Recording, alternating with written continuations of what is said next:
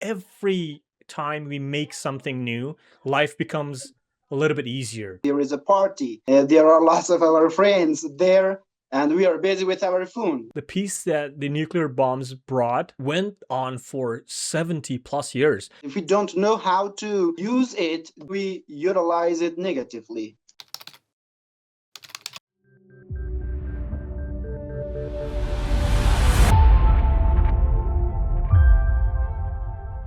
Does technology make life easier? And if so, how? Yes, technology is one of the best ways I can say that we can improve, we can work on ourselves. If we think if we think globally, we see that technology has a very good and awesome role on improvement of everyone. Very This influential, yeah. Yeah, this is the technology that we learn something. This is the technology that we gather ideas, we gather information from different platforms, from different areas, like phone.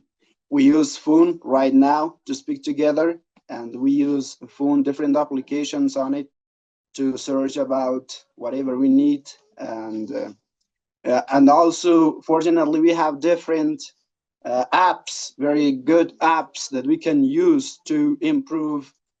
And there is an application that surprises everyone now, that is ChatGPT. Ooh. Yeah. So we can use them to work on ourselves to be better in this way. And technology has very important role on everyone's improvement, everyone's development, to make themselves, and then they can serve for their society, for their people, and in this way they can be a very effective man for their fellow feelings, for their fellow persons. Well, it definitely felt as if it's so impactful, so influential, so important in our lives, especially like after the industrial age, of the industrial revolution.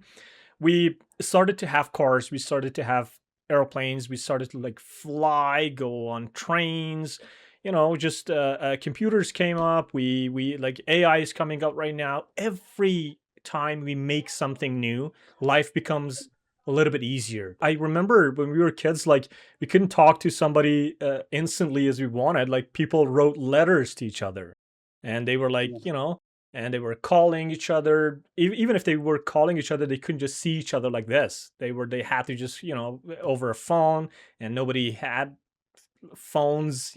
Very few people have phones, and every step we're improving,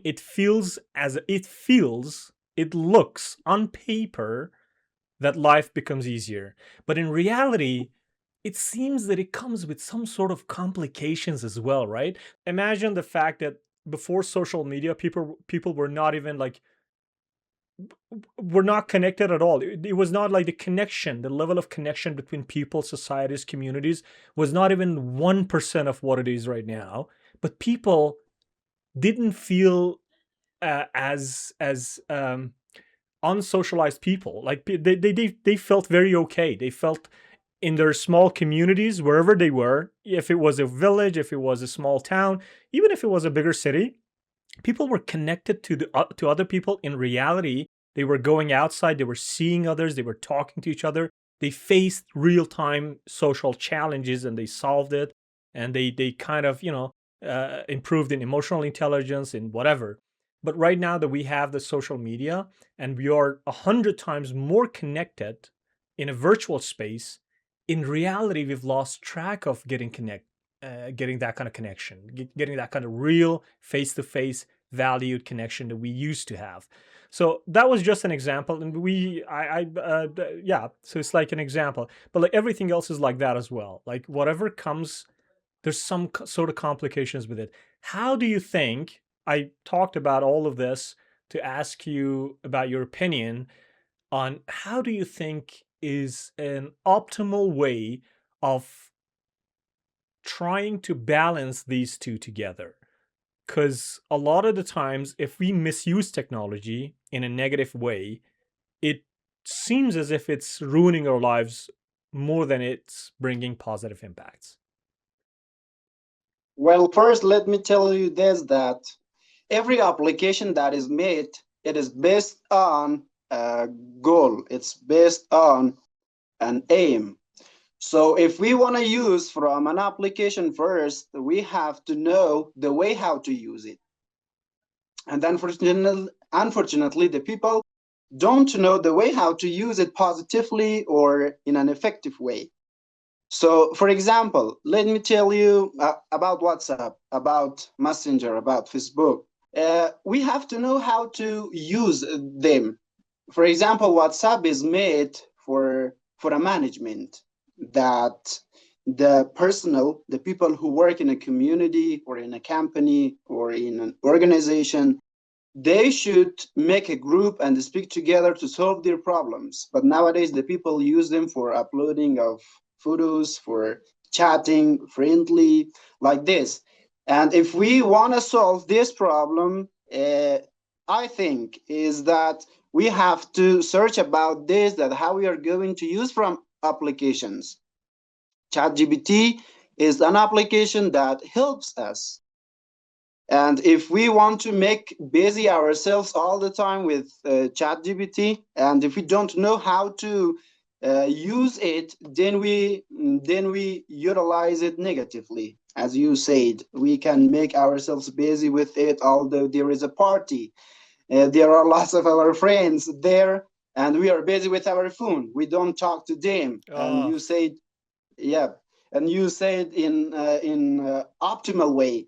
So the best point is that we have to search and we have to know the ways how to use something effectively.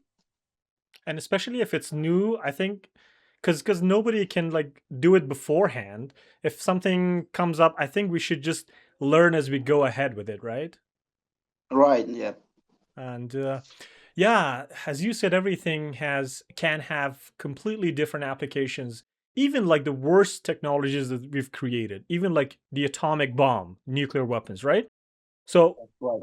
they say, like, if you look at history, the human race has never ever had a consistent period of peace. Never. We've had wars after wars after wars after wars. And even if there was like a certain area where we didn't fight each other, we were not planning to improve or develop or just get better or have a peaceful life. We were in that period, we were just trying to prepare for the next war. So like that Mm. mentality was always there, like throughout the history, like hundreds of thousands of years, we as humans, we've like fought each other. But in Okay. 1945, when the Americans invented the nuclear bomb for the first time with the Oppenheimer in the what is the project? The Project Manhattan, they call it. And there was a movie about it as well, Oppenheimer, a few years ago. If you watched it, I don't know if not, but like Oppenheimer was the like the lead scientist who created to lead that project, and they created the atomic bomb. I know they used it on Japan. I know that, but I mean, I'm not going to justify anything. Of course not. It's such a cruel, inhuman, a nasty thing to just kill another individual. But Japan had started the war, and they were like bombing the hell out of America and everybody else, and they were not quitting the fight, even when the when Europe was surrendered, even when Hitler was killed and everything was done. Japan was still there fighting against the United States, right? And they used it against them, and they immediately surrendered. But the peace that the nuclear bombs brought to the world, it went on for 70 plus years. I know that anybody who is listening to this and who's hearing this, the first question that pops up in their mind is the fact that where is the peace? We're not seeing any peace. There are like a lot of wars going on around, the Iran war, the Ukraine war, a lot of war in the Middle East, the Syria. Listen, these are not that big of wars, honestly. If we compare them in scale, it's been 70 years that the big powers of the world have not fought each other. That's That was the kind of war that destroyed half of the planet every time it came up, right?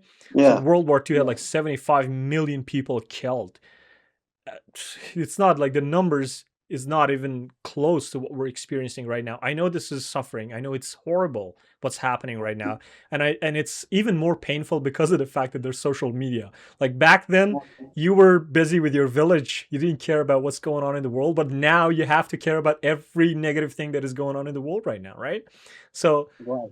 what I'm trying to get back to is the fact that even such horrible technologies that we invent can have their Yeah. positive impact if used correctly.